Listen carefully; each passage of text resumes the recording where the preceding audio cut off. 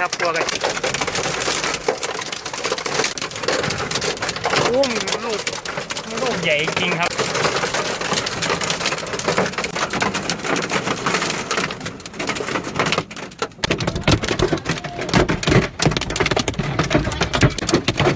โปรตีนนี่เว้ยตัวน่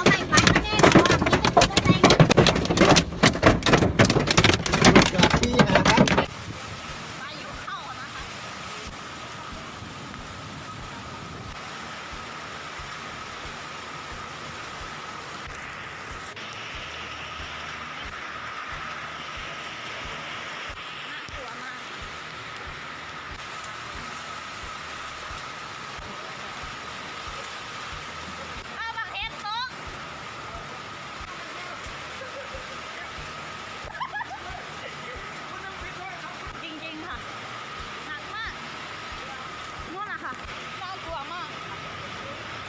ไปหมดเลยอะค่ะร้านหนูพังเลยตั้งแต่เมื่อคืนแล้วค่ะเนี่ยโอ้สุดๆเลยค่ะ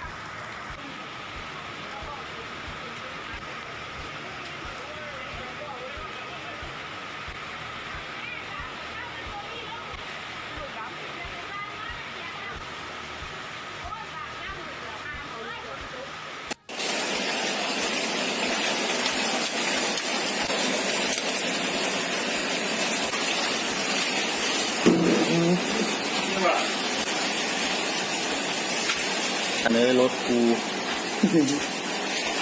โอ้ครับเต็มโอ้โหลูกเห็บครับลูกเห็บ